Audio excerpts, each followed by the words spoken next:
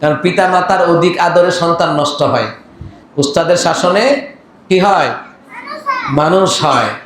এই জন্য উস্তাদের শাসন করবে, বাড়িতে গিয়ে বলা যাবে আম্মা আমাকে এইভাবে মেরেছে, আব্বু আমাকে এইভাবে মেরেছে। তো কিছু গার্জিয়ান আছে এইভাবে বললে খেয়ে উস্তাদের গালাগালি করে। যখন গালাগালি করে তখন এই সন্তানগুলি কখনো মানুষ হতে পারে না, ওই যে বদুয়া লেগে যায়। কখনো উস্তাদের সাথে বেয়াদবি করো, উস্তাদ যা বলে তা শুনবা। শাসনটা তোমার জন্য দোয়া। উস্তাদের শাসন কি ছাত্রদের জন্য? আমাদের উস্তাদরা আমাদেরকে শাসন করেছে। শাসন না করলে মাওলানা মুফতি শিহাবুদ্দিন ওয়াক্কাসি, আমি, এই যে ওলামায়ে কেরাম এখানে আছেন, এই যে তোমাদের শিক্ষকরা আছেন, ওনারা এই পর্যায়ে আসতে পারতেন না যদি শাসনকে মেনে না নিতেন। শাসনকে মেনে নিতে হবে, ঠিক আছে? জীবনে একটা পর্যায়ে যেতে হলে কষ্ট করতে হবে। তুমি এই ছাত্র জীবনে যত কষ্ট করবা, এই ছাত্রী জীবনে যত কষ্ট করবা, তত সফলতা আল্লাহ তাআলা ভবিষ্যতে তোমাদের জন্য রেখে দিয়েছে। কষ্ট নাই সফলতা নাই, কষ্ট নাই সফলতা নাই। কষ্ট আসে যেখানে, সফলতা আসে সেখানে। কষ্ট করতে হবে। তোমাদের আব্বা আম্মা যে উদ্দেশ্যে তোমাদেরকে পড়াচ্ছেন, এটা মনে রাখতে হবে। এবং তোমরা ছোট, তোমরা দোয়া করলে আল্লাহর কাছে কবুল হবে। তোমরা দোয়া করবে, আল্লাহ আমার আব্বা আম্মা আমাকে যে উদ্দেশ্যে মাদ্রাসায় দিয়েছেন, আমার আব্বা আম্মার মনের আশা আপনি পূরণ করেন, আমার মেধা বৃদ্ধি করে দেন। আর বেশি বেশি করে পড়বা, রব্বি জিদনি ইলমা, এটা বেশি বেশি করে পড়বা। মুসা কালিমুল্লাহর মুখের মধ্যে জড়তা ছিল, ঠিক আছে? তা আল্লাহ তাআলা দোয়া শিখিয়ে দিলেন, রব্বি শরহ লি সাদরি ওয়া ইয়াসসির লি আমরি ওয়াহলুল উকদাতাম মিন লিসানি ইয়াফকাহু কওলি। এই তো দেখি মাশাআল্লাহ পারে তো বাচ্চারা, মাশাআল্লাহ। আমার দেশে অনেক বড় বড় ডিগ্রিধারী লোক আছে, স্কুল কলেজ থেকে ভালো পড়াশোনা, কিন্তু তার দ্বীনি শিক্ষা নাই। ওটাকে শিক্ষা বলে না। কারণ শিক্ষা জাতির মেরুদণ্ড। কোন শিক্ষা বলো? মাদ্রাসার দ্বীনি ইলম শিক্ষা হলো জাতির মেরুদণ্ড। কোরআন হাদিসের সুশিক্ষাই হলো জাতির মেরুদণ্ড। কারণ কোরআন হাদিসের শিক্ষা যদি সমাজে, পরিবারে থাকে, ওই সমাজ এবং পরিবার উন্নত হয়ে যায়। স্কুল কলেজে মানুষ যত টাকা খরচ করে, খেয়াল করো, স্কুল কলেজ ইউনিভার্সিটিতে মানুষের যত টাকা খরচ করে, মানে এক বছরে যত টাকা খরচ করে, সারা জীবনে দ্বীনি শিক্ষায় অর্জন করতে গেলে এত টাকা লাগে না। এরপর আমরা মুসলমানরা অজুহাত দিই। দেখবা যে মাদ্রাসায় পড়ানোর ক্ষেত্রে অনেক বাপ মার অভাবই শেষ হয় না, কিন্তু স্কুল কলেজে প্রাইভেট পড়ায়, ফর্ম ফিল আপের টাকা দিচ্ছে, মাসিক টাকা দিচ্ছে, ওখানে অভাব নাই।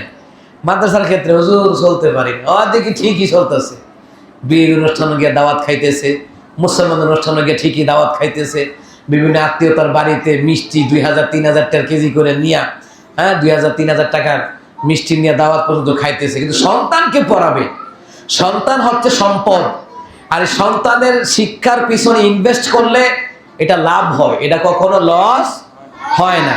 আচ্ছা, স্কুল কলেজে পড়া ফরজ নাকি মাদ্রাসায় পড়া ফরজ? বলো সবাই। তালাবুল ইলমি ফারিদাতুন আলা কুল্লি মুসলিমিন ওয়া মুসলিমা, রাওয়াহুল বাইহাকি। বাইহাকি শরীফের বর্ণনা, নবী সাল্লাল্লাহু আলাইহি ওয়াসাল্লাম বলেছেন, প্রত্যেক মুসলমান নরনারীর উপরে দ্বীনি ইলম শিক্ষা গ্রহণ করা ফরজ। সন্তানদেরকে দ্বীনি ইলম শিখাতে গেলে টাকার হিসাব করা যাবে না। টাকার হিসাব করা যাবে? টাকার হিসাব করা যাবে না।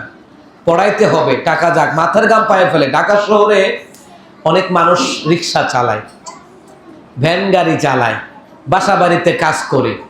খবর নিয়ে দেখি তাদের ছেলে মেয়েরা মাদ্রাসায় পড়ানোর জন্য তারা বাসা বাড়িতে কাজ করতেছে। কেউ রিক্সা চালাচ্ছে, কেউ বাসা বাড়িতে কাজ করছে, কেউ ডাস্টবিনের ময়লা পরিষ্কার করছে। ডাস্টবিনের ময়লা বুঝো?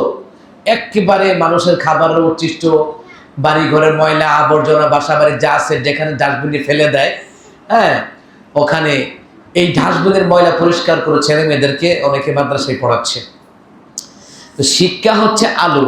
শিক্ষা কি? অন্তরের মধ্যে আল্লাহ তাআলা আলো দান করে। দ্বীনি ইলমের শিক্ষা আল্লাহ তাআলা অন্তরে নূর দান করে। সুবহানাল্লাহ।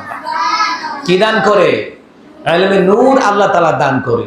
ঠিক আছে? এই দ্বীনি শিক্ষার ক্ষেত্রে কখনো কার্পণ্য করা যাবে না এবং মনোযোগ দিয়ে বেশি বেশি পড়তে হবে। উস্তাদের যেইভাবে বলে সেইভাবে পড়তে হবে, ঠিক আছে? মনে থাকবে কথা। বাড়িতে গিয়ে তোমরা একা একা কোথাও খেলতে যাবে না। কারণ বাচ্চাদের পেছনে, গর্ভবতী নারীর পেছনে, যারা নতুন বিবাহ করে, যারা বৃদ্ধ বৃদ্ধা, এদের পেছনে শয়তান তাদেরকে ক্ষতি করার জন্য উঠে পড়ে লেগে থাকে। যেমন এই কয়দিন অনেক বাচ্চারা পানিতে পড়ে মারা গেছে, আমি নিজে দেখেছি। এই জন্য তোমরা কোথাও ভুলো একা একা খেলতে যাবে না। ঘরে খেলবে, প্রয়োজনে ঘরে খেলাধুলা করবে, কোথাও যাবে না রাস্তাঘাটে একা একা। পুকুর পাড়ে, খালে বিলে, তোমাদের এইদিকে তো দেখছি খাল আছে, নদী আছে, আছে না? আমরা যেটাকে গাং বলি, গাংটি, হ্যাঁ আমাদের গ্রামের ভাষায় বলি গাং। কোথাও একা একা যাবে না, কারণ শয়তান তোমাকে ভেলকি দিয়ে নিয়ে যাবে। এরকম অসংখ্য মৃত্যু এই বছর হয়েছে পানিতে পড়ে। তোমরা ছোট মানুষ, সাবধান। এই কথাটা কি মনে থাকবে? একা একা কোথাও বাসের জারে যাবা না, খালে বিলে কোথাও একা একা যাবা না, রাস্তাঘাটে যাবা না। রাস্তাঘাটে একা বেরোলে একটা অটো ধাক্কা দিয়ে ফেলে দিবে, একটা মোটরসাইকেল ধাক্কা দিয়ে ফেলে দিবে, তুমি কিছু করতে পারবে না, তুমি বুঝো না। ঠিক আছে? তো এই জন্য বলি তোমরা খুব সাবধানে থাকবে। তোমরা ছোট মানুষ, তোমরা ফেরেশতার মতো, তোমাদের কোনো গুনাহ নাই। তোমরা এখন যা দোয়া করবে আব্বা আম্মার জন্য, দাদা দাদির জন্য, নানা নারীর জন্য, মৃত ব্যক্তির জন্য, যা দোয়া করবে, তোমার নিজেদের জন্য যা দোয়া করবে, ওই দোয়াগুলি আল্লাহর আরশে পৌঁছে যাবে। সুবহানাল্লাহ। আচ্ছা, আমি আরেকটা কথা বলি, আবারও বলি। আমি যখন মাদ্রাসায় পড়তাম তখন আমি দোয়া করতাম 5 ওয়াক্ত নামাজ পড়ে। আমার আব্বা খুব নামাজের ব্যাপারে খুব কঠোর। আমরা তো ছোট, আমি স্কুলের ছাত্র, পড়ে মাদ্রাসায় গেছি, আব্বার মনের আশা। তখন আমি দোয়া করতাম, আল্লাহ আমার আব্বা আম্মা যে উদ্দেশ্যে মাদ্রাসায় পড়াচ্ছেন, আল্লাহ তাআলা আপনি সেই আশাটা পূরণ করেন। তো আমারও তো সন্তান আছে আলহামদুলিল্লাহ। সন্তানের কামাই খাওয়ার আশা নাই, সন্তান যেন দ্বীনি ইলমে শিক্ষায় যেন শিক্ষিত হয়। ঠিক আছে কথা? এই দোয়া করবা, তোমরাও দোয়া করবা আল্লাহ, এবং প্রতিটি বাপ মা যারা আছে গার্জিয়ান তাদেরও দোয়া করবা, আল্লাহ আমার কামাই খাওয়ার আশা নাই, আমার সন্তানটারে মানুষের মতো মানুষ বানাবো, এবং সন্তানটাকে আপনি দ্বীনি শিক্ষা শিক্ষিত করেন আল্লাহ, এবং তার রাসূলের পথ থেকে যেন ছিন্ন হয়ে না যায়। তো পিতা মাতাও কেঁদে কেঁদে দোয়া করতে হবে। তো মাদ্রাসায় দিয়ে দিছে শেষ, পিতা মাতার নামাজের কোনো খবর নাই, সন্তানের জন্য দোয়া করার কোনো খবর নাই। প্রত্যেকটি পিতা মাতা 5 ওয়াক্ত নামাজ পড়বে, তাহাজ্জুদ পড়বে, চোখের পানি ফেলে কান্না করবে, আল্লাহ আমার সন্তানটারে মাদ্রাসায় দিয়েছি, তোমার দ্বীনি প্রতিষ্ঠানে দিয়েছি, তোমার নবীজির রক্তের বিনিময়ে রেখে যাওয়া ইসলামের মাদ্রাসায় দিয়েছি, আল্লাহ আপনি আপনার সন্তানটার কালবের মধ্যে ইমানের নূর, ইলমের নূর আপনি দান করে। পিতামাতা দোয়া করতে হবে। অসংখ্য পিতামাতা আছে ছেলে মেয়েকে মাদ্রাসায় পড়াচ্ছে, অনেকে নামাজ পড়ে না, এরকম আছে না? অনেক আছে, এরকম আছে। কিন্তু প্রত্যেকটি পিতামাতা নামাজ পড়ে দোয়া করতে হবে, তোমরাও দোয়া করতে হবে। ঠিক আছে? এই দোয়াগুলি আরশে আজিমের মধ্যে পৌঁছে। এই দোয়াগুলি কোথায় পৌঁছে? আরশে আজিমের মধ্যে গিয়ে পৌঁছে। এই দোয়ার যে কত বারাকা!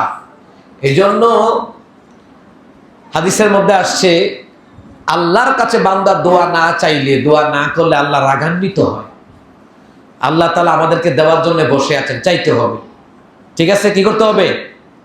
চাইতে হবে আল্লাহর কাছে। ঠিক আছে? এই কথাগুলো যেন ছোট্ট সোনামণিরা মনে থাকে। ঠিক আছে? দ্বীনি ইলমের বিকল্প কোনো শিক্ষা নাই। এরপরে কেউ দ্বীনি ইলম শিক্ষিত হওয়ার পরে স্কুল, কলেজ, ইউনিভার্সিটিতে পড়ো, কোনো বাধা নাই। আগে দ্বীনি ইলম, কিয়ামতের ময়দানে প্রত্যেক পিতামাতার কাছ থেকে আল্লাহ হিসাব দিবে। ছেলে মেয়েরে কি শিখেছো, স্ত্রীকে কিভাবে চালিয়েছো, নিজে কিভাবে চলেছো, পিতামাতার কাছ থেকেও হিসাব নিবে, তোমাদের কাছ থেকে হিসাব নিবে। পিতামাতা যে আশা তোমাদেরকে দ্বীনি ইলম শিক্ষার জন্য মাদ্রাসায় দিয়েছো, লেখাপড়া করেছো কিনা, পিতামাতার কথা মেনেছো কিনা, উস্তাদের কথা মেনেছো কিনা। এই উস্তাদগুলি না থাকলে বাংলাদেশে যতগুলি উস্তাদ আছেন, যতগুলি উস্তাদ আছেন, আমাদের উস্তাদ, তোমাদের উস্তাদ, বাংলাদেশের যতগুলি মাদ্রাসার উস্তাদগুলি আছেন, ঠিক আছে, কওমি মাদ্রাসা, নুরানি মাদ্রাসা, হাফিজি মাদ্রাসা, আলিয়া মাদ্রাসা, যত উস্তাদ আছেন, এই উস্তাদরা না থাকলে কি বাংলাদেশে প্রতি বছর বিশ্বজয়ী হাফেজ তৈরি হতো? বিশ্বজয়ী হাফেজ, কারি, মুফতি, মুহাদ্দিস, শাইখুল হাদিস তৈরি হতো না। তাহলে উস্তাদের কথা মানতে হবে, উস্তাদের কথা অনুযায়ী চলতে হবে। ঠিক আছে? মনে থাকবে? পিতা মাতা অনেক সময় চাইবে, আয় 3 দিন তোর খালার বাড়ি থেকে বেড়াই আসি। তুমি বলবা, না মা, মাদ্রাসা আছে, যখন বন্ধ দিবে তখন যাব, এখন আমি যাব না, এখন আমার পড়া নষ্ট হবে। কি এই কথাটা বলতে পারবা না? কারণ জীবনে লেখাপড়া শেষ করার পর তো যাইতে পারবা, আত্মীয়র বাড়িতে যেতে পারবা, কিন্তু যেই সময়টা নষ্ট হবে এটা কি ফেরত পাওয়া যাবে?